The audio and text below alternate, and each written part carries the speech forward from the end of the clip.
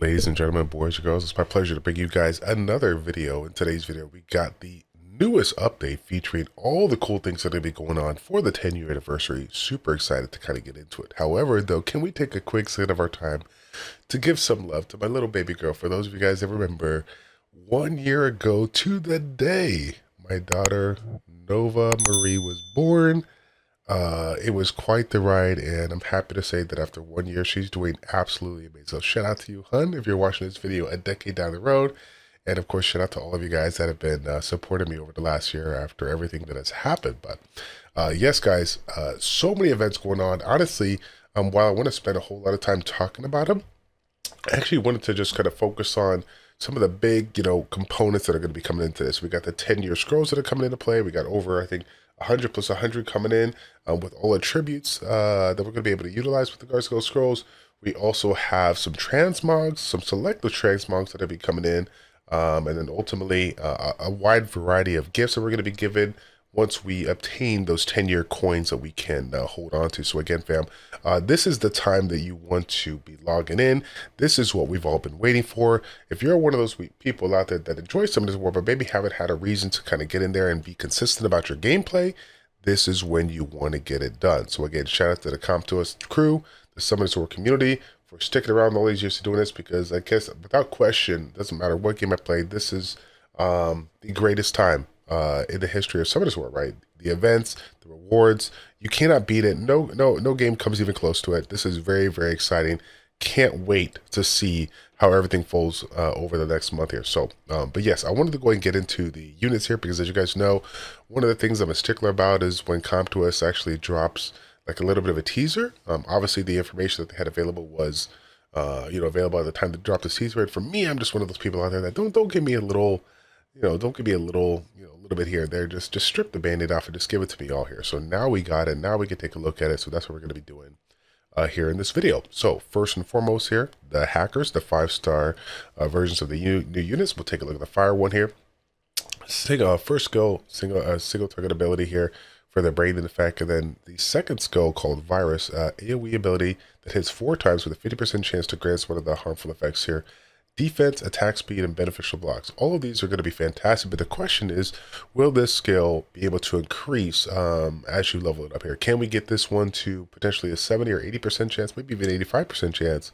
That's going to be a crucial component, because again, we do have a lot of triggers on this one, 4 times to get more, hits on it, but again, it's not reliable at 50%. It has to be upgraded. I'm assuming it's going to be that case here. Now, the cool thing about this virus skill is that the Pyrus is going to play right into it. We have another chance of removing a beneficial effect, a passive, mind you, if they have it on the target with a 50% chance with each attack. In addition to that, every time the enemy target gains a turn, target HP is reduced by 3% for every harmful effect on this. So again, this is one of those units out there that can really benefit if you're able to land the harmful effects. But I think the real component of this one comes into play when you incorporate it with a lot of other units out there that do have some more harmful effects that you could add to the mix here. So definitely a very interesting one. I like where it started right here. Looks really good.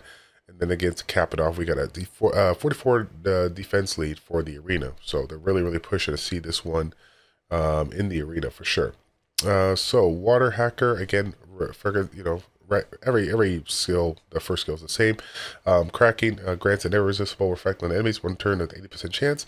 Absorbs the attack bar by 30% each with a 6% chance, and of course the target is under unresistible effect, cannot resist any types of harmful effects. So this is one of those skills out there that kind of, I was really close to making a video, because I didn't want to make a video on a teaser, but this was the one that I was just like, you know what, like, yes, it's exciting, new ability, but people sometimes tend to forget that the irresistible effect, it's new, it's a mechanic, but it still has to be landed on the opponent to gain, to be able to do it. So it's not a 100% chance activation, it's a 80% chance. In addition to that, you still have the accuracy resistance checks that needs to come into play. So if you're still going up against high-end players out there that have been playing a while, that have maxed out resistance, this is still going to be a struggle to get on. Yes, you can get it on, and it will be beneficial for you if you get everything tuned in and you'll be able to just land things right, back to back to back. But there's still a chance to resist. And the opponent, if this is a debuff, what it looks to be a debuff here, this can be cleansed, right? I mean, I would think they would have had to say something where it had to be cleansed, and I can't imagine any other skill or mechanic they're going to put into the game, but they cannot cleanse it. That sounds a little too strong if they did that, sir. So that's kind of my take on it. Again, TLDR, just it looks good, but I still think it's going to be counterable, especially for the people out there that are really, really up there in the ranks or that got maxed out resistant units all day, every day. So attacks enemies bad, but with remove beneficial effects here. And then for the unit that is targeted for this third skill, increase a skill cooldown for 2 turns for the selected target. So I think that is good. Obviously, there's a lot of units that remind me of this that are kind of in the mix there. This is one of those things where you gotta be careful about what you incorporate in the skill, because it is a budget version of some other ones out there, but it still is providing a lot of benefits.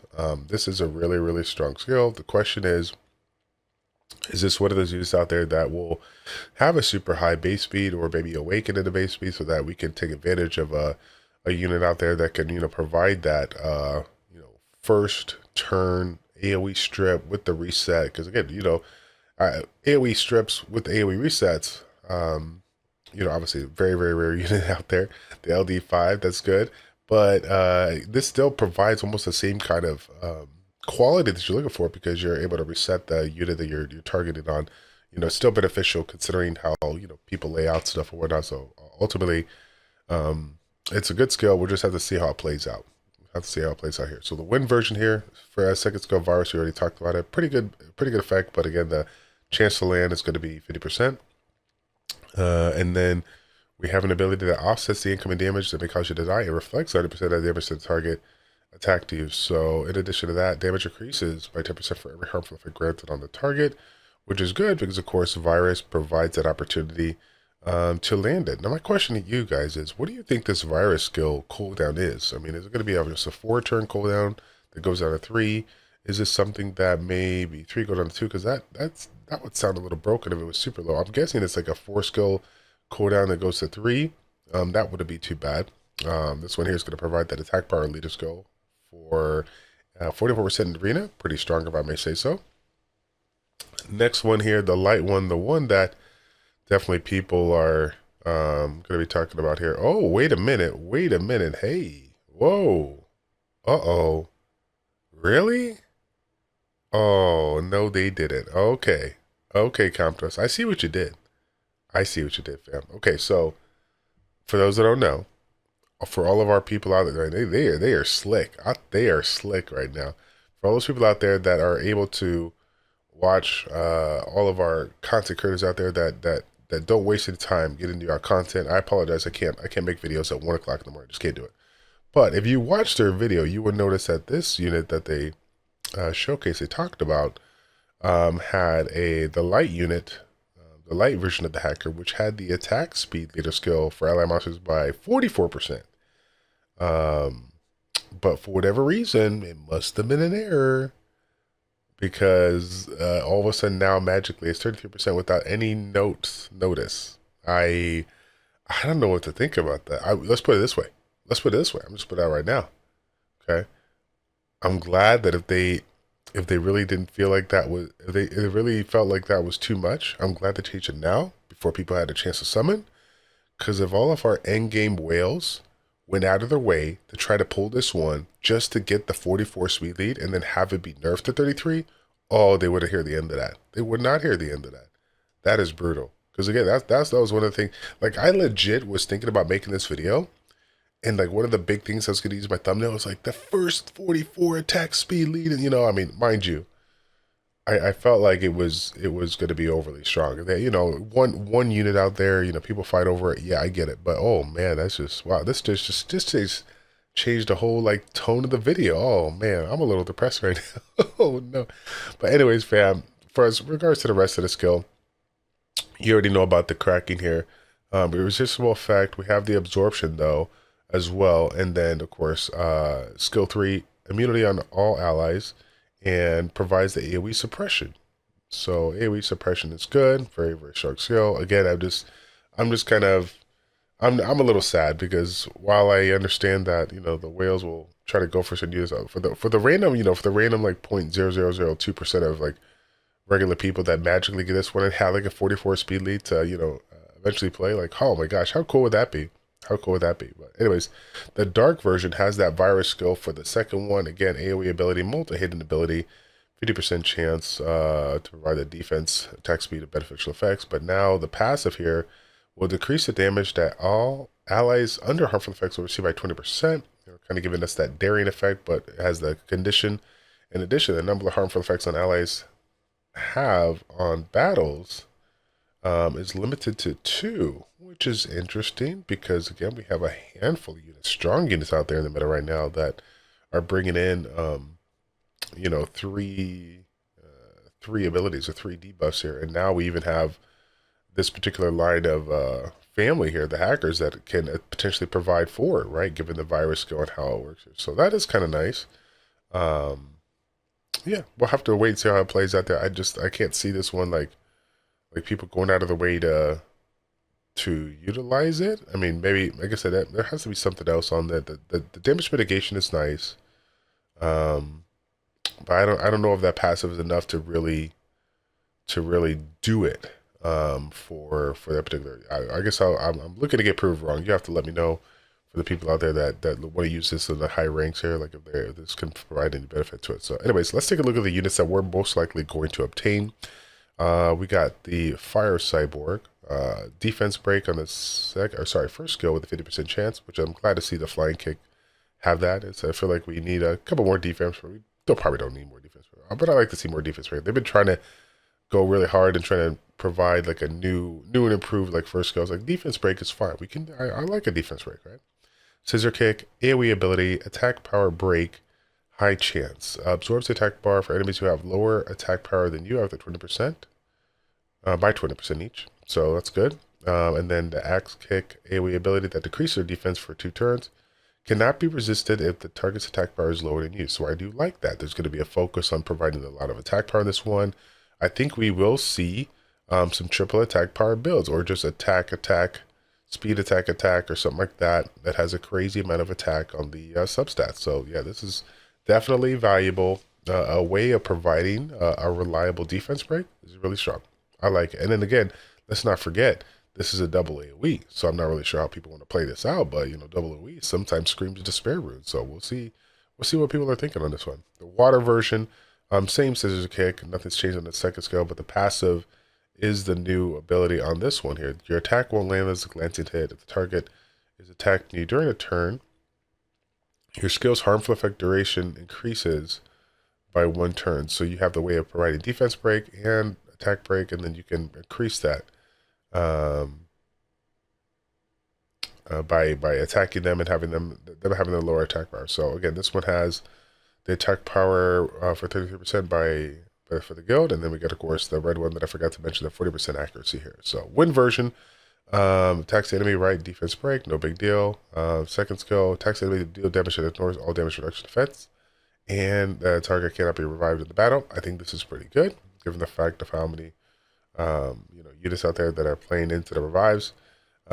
Suffer passive recovers your HP by 20% if you gain a turn while having 50% of low. So if you set this one up on a violent set, you will recover 20% HP if you're under 50% HP, and then you do more damage based on your HP condition if you attack the enemy while leaving more than 50%. This is a lot of interesting things coming into play here. So I do like, you know, a self-sustaining kind of a unit. Again, for some of those annoying, you know, reviving, like super crazy sustain, you know, comps that people deal with, you know, this would be kind of fun to play around with. And again, let's not get it twisted. We got another speed lead in Guild Wars, so we can't really get mad about that. We always like the speed leads in Summoners War, right? Let's take a look here. Light version, Crescent Kick, again, same thing. Damage reduction effects on this one here, can't be revived. And then the passive, attack power, defense, attack speed, decrease in defense, granted on yourself will be changed if you get decrease attack power, your attack. Whoa. If you get decrease attack power, your attack power increased by 50. If you get decreased defense, your defense increased by 70. And if you get decreased attack power, that's pretty crazy. That's actually really good. And again, why I say it's so good, especially because again, if we're talking about Guild Wars, if we're talking about Siege, you know, you're going to be bringing in a unit that, you know, like this, that can get full value of whatever they lay out, right? You're not going to bring in a unit like this versus somebody that doesn't have a decreased attack break or decreased defense whether you're bringing it in for the ones that have it. And of course, generally speaking, in a composition, they're going to have some kind of harmful effects that they kind of lead into this. So there's going to be quite a bit of value on this one here. Very excited for this one. I think this one's in a good spot. And we'll have to see how it plays out here. Last but not least, let's take a look at the dark version here. Again, scissors kicks that we've already kind of talked about here. AoE break with the absorption, but the 1080 spinning kick attacks the enemy and deals damage in proportionate to the enemy's max HP. In addition to that, damage increases if the target has the enemy effects. So it says, guild content leader skill for defense, but can we also see value in this for a PvE boss kind of a guy because of the enemy's max HP? Obviously, we're going to be utilizing units that provide harmful effects that increase the damage. Curious to see if this one has some ungodly amount of damage multipliers that make this one shine over a lot. We obviously got a lot of really good units in the game, free-to-play units like Lynn that can provide damage based on the enemy's max HP. So curious to see if this one can compete with some of the ones that we currently only built or currently have already built here. So, but yeah, guys, that's going to be it for the video. My take on these right now, I guess if I had to take a look at one of the main ones here, I would have to say for the regular elements, because obviously the light one is just pretty crazy. That passive is pretty disgusting. I would have to say that I think I'm kind of torn between the fire one and the water one. I like the fact that we got double AoE with very, very crucial harmful effects here. But this ability here about getting a little bit of benefit of the attack power, I feel like that there could be situations that could be pretty beneficial given what's kind of in the meta right now. And then for the regular ones here, this one's actually a pretty tough one here. I would have to say my favorite one is going to be the water hacker, only for the simple fact that if this one has happened to be, because I feel like it might, but if this one happens to be the one where it has increased attack speed here, this skill right here, 0 day attack, could be really, really game changing. Yeah. Stripping with to be able to reset like that one unit that you weren't able to ban because somebody threw in a Leo or something like that. Like that's what I'm talking about. That could be pretty strong. Again, budget version of some of those OP units out there in the game, but it's still pretty strong nonetheless. The fire one comes in. Fire one, I think a fire one comes in a close second there, and then you got the third one after that. But the water one is the one I stick to. Let me know in the comment section down below what you guys are feeling on this. And then, yeah, we'll have to wait and see once this all drops so that we can take a look at the units and do some summons and see what we can pull. Again, as always, fam, if you guys want to reach out to me, ChildishPlays@gmail.com with the subject line subscriber summons. If you want me to do summons here in the near future, please let me know. I can pretty much do it any evening in the week outside of my daughter's birthday party, which is Sunday. But yeah, let's keep it locked here on Childish Plays YouTube channel. Thanks again for watching. Like, comment, and subscribe. And we will see you guys all in the next one. Take care.